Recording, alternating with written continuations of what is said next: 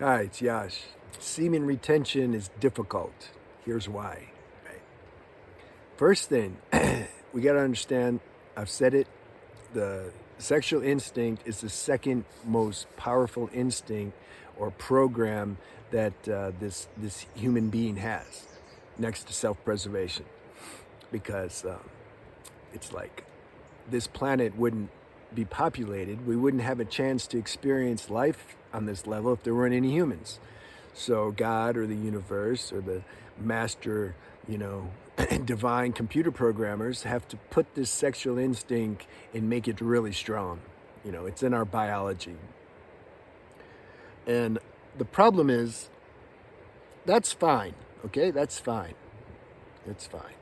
The problem is that the habit that can come as a result of getting this dopamine hit, because some of us have discovered, some at a very very early age, and we're more prone to this if we're living in an environment or a situation that where we're not at rest inside, where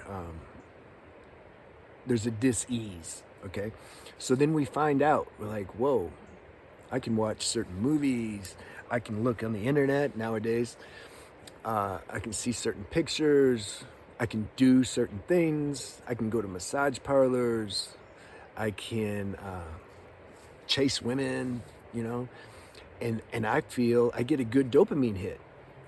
I get a free drug. I don't even have to go buy it. I can just go and act out.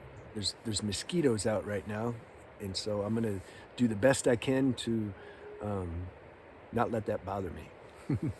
so this natural sexual instinct, biological instinct program, it starts to become a habit. This is where the trouble starts. Okay, and then the longer we do this habit, the more strong the habit becomes. What's a habit though? So a habit, in my words, it's like this intense surge of energy that just floods the whole being.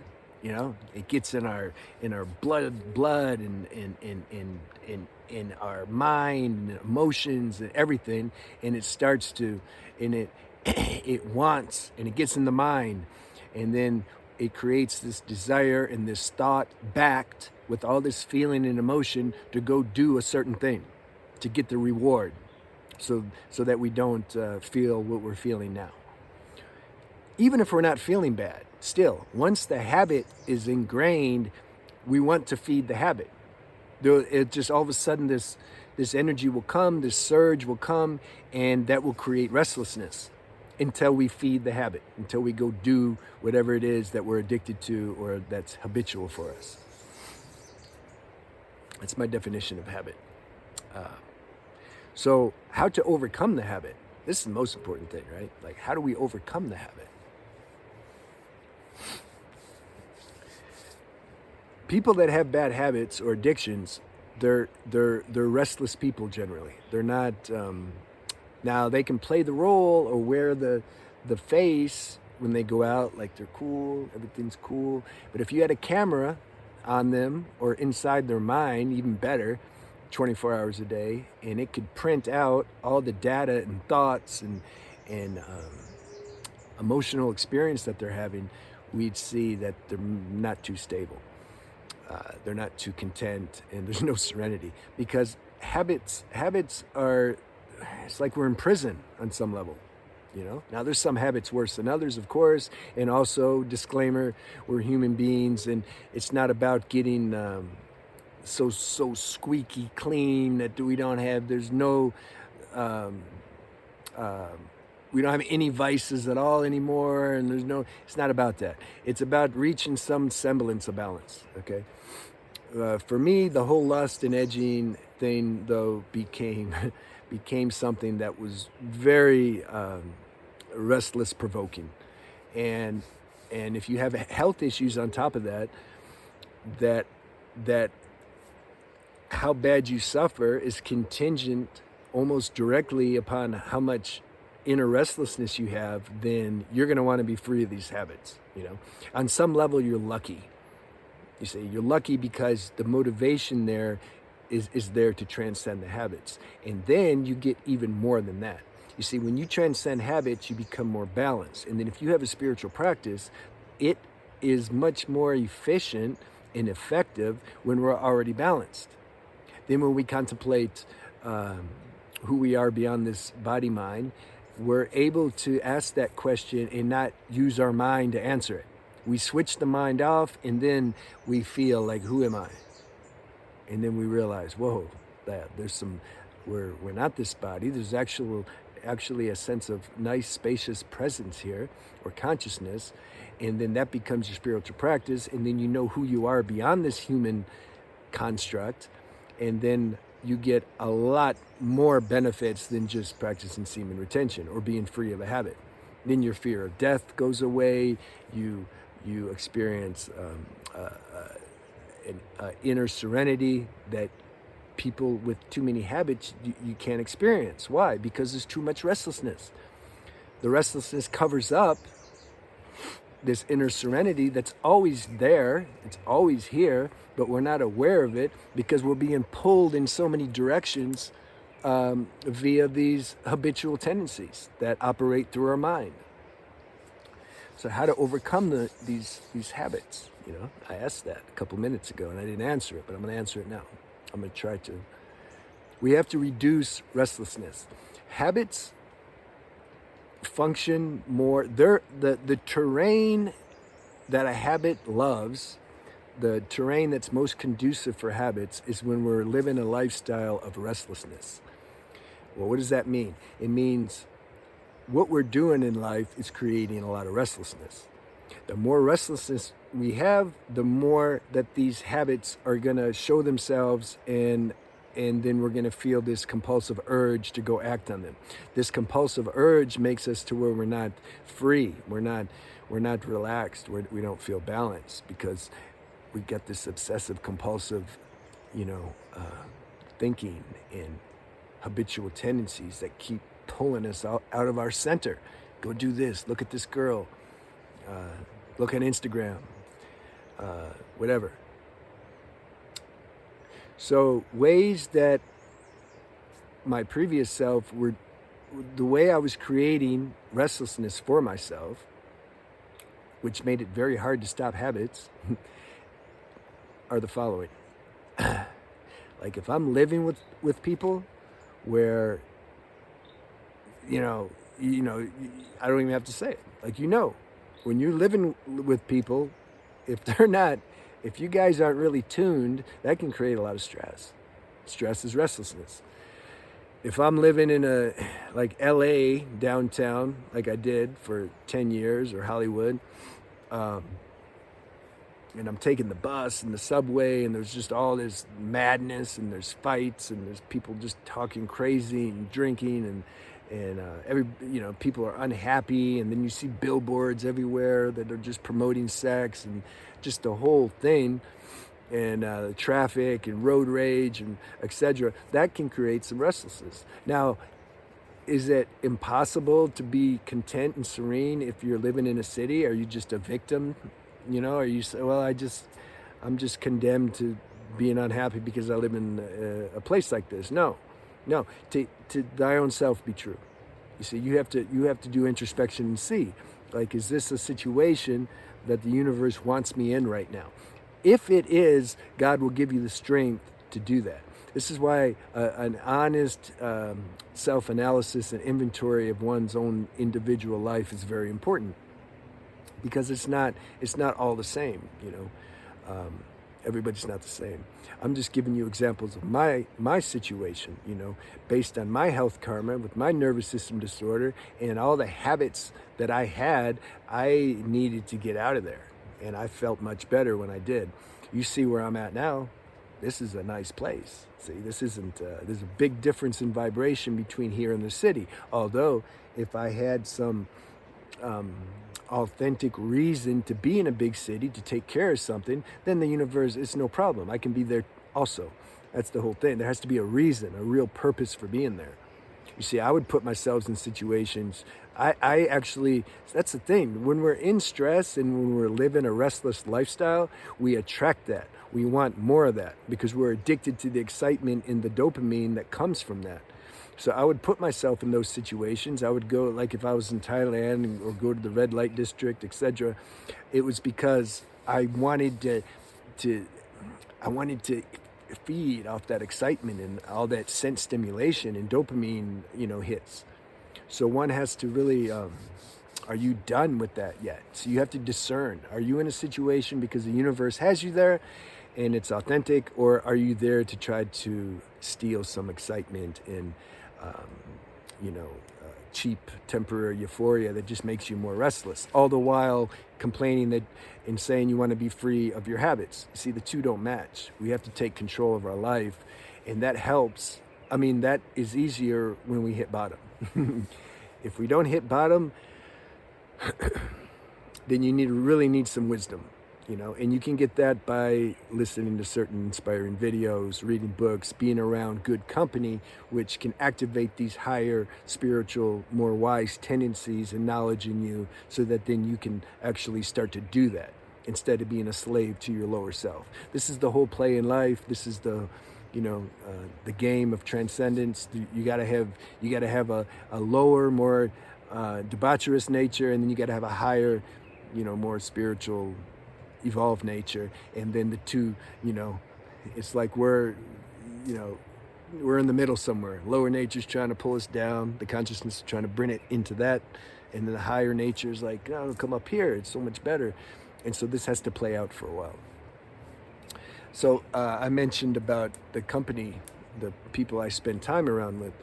You see, this is a big deal. The people that just look at the people you spend time around, and also your work environment, your family situation, your friends, so-called friends,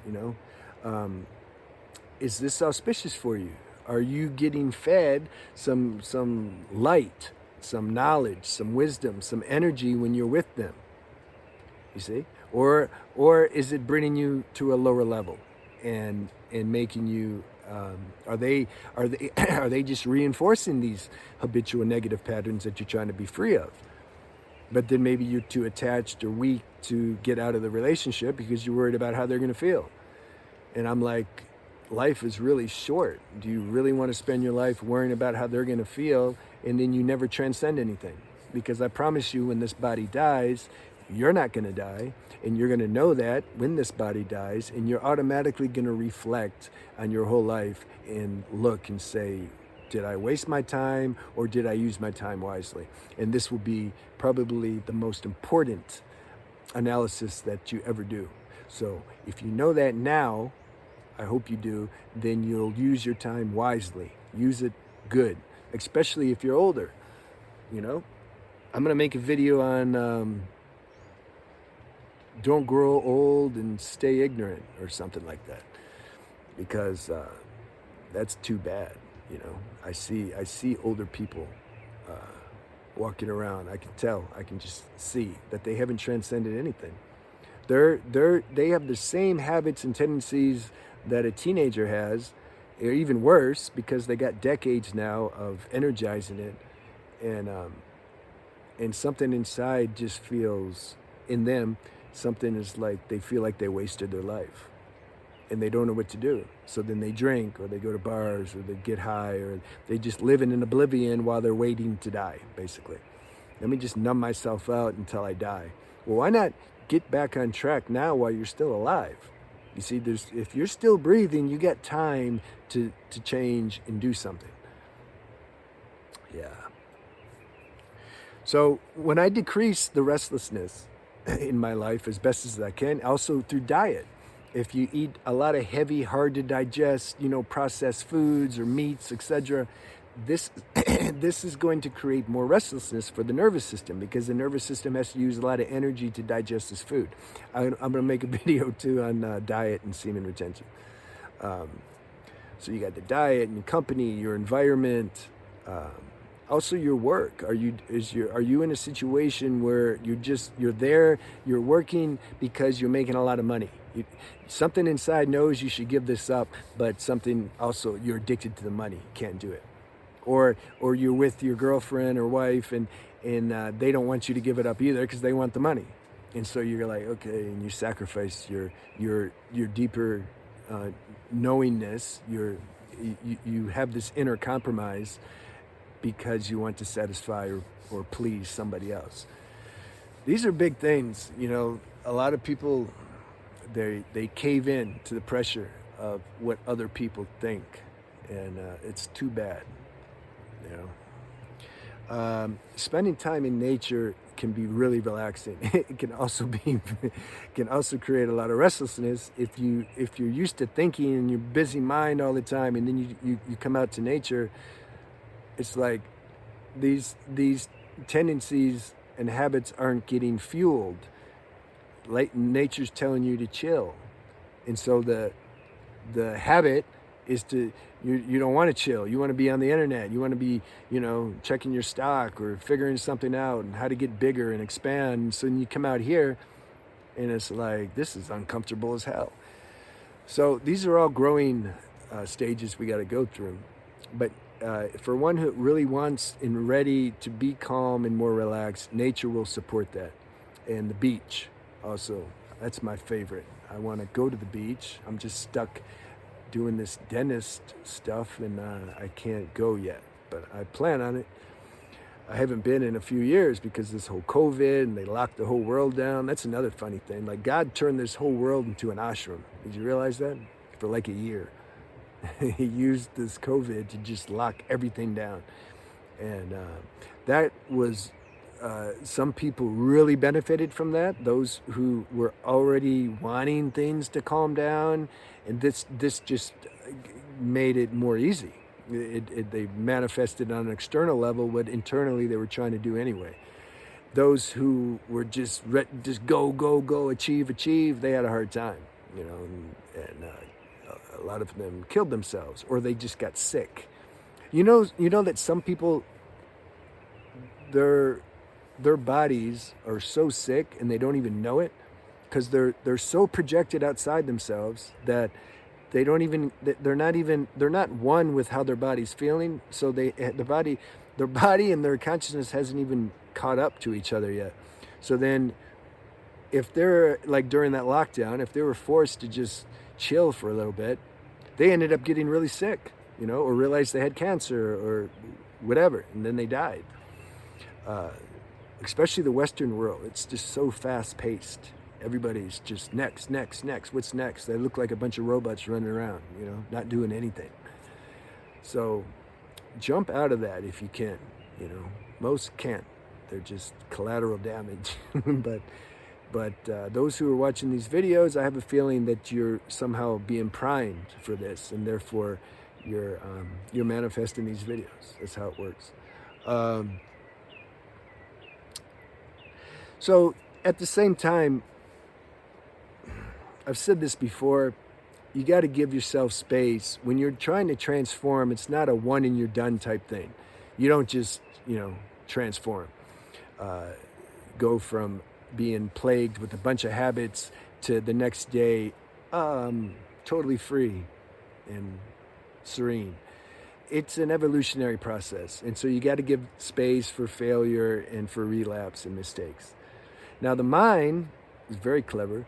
It can use what I just said as a way to relapse. It can say, well, you know, I put together a couple weeks now of semen retention, or I haven't been lusting or edging, so now it's the weekend, I'm going to go enjoy myself and have fun. And but you know, if you're really at a certain level of honesty in yourself, you won't be able to do that. You just can't. You can't do it. You want to keep going. You want to keep going. Now, if you're trying as hard as you can and then you relapse, I'm telling you to chill then. Like, then you don't need to beat yourself up, you see? Because then the mind can also use that as for its own negative self-talk purpose, and say, oh man, you relapsed, you messed up, you're never going to get this, you know, you might as well, it's not your time. You need to just keep doing it. You're not done yet. You need to do it to feel more pain, so then you can surrender. You got to catch this out, this very seemingly clever self-talk that the mind does. And the less restlessness in your life, the more that your life is more balanced, the more wisdom you're going to have, and you'll be able to catch the mind out. You'll be able to discern, is this really intuition talking, or is it just the habit mind talking, trying to get you to indulge in habits? But this is what I mean. It's a stage. We have to go through this evolutionary game, you know. But listening to videos and reading books and being around good company that have already, where this is established in them, this will help accelerate your process. And I can tell you, at some point, the process becomes exponential. The mind, that's another thing. The mind will say, oh, you got a long way to go, man. You can't even put 5 days together. You don't know when something inside's going to click, and all of a sudden some power comes and you transform, like, you know, your rate of transformation just jumps, you know. Like in YouTube, some people, they get 20, 50, 100 views, and the next day they wake up in the morning and they got thousands, you know. It can be like that also with the spiritual process. All right, hope that helped you. Leave any comments or questions you have, and I'll answer them as best as I can. And have yourself a good day. Okay.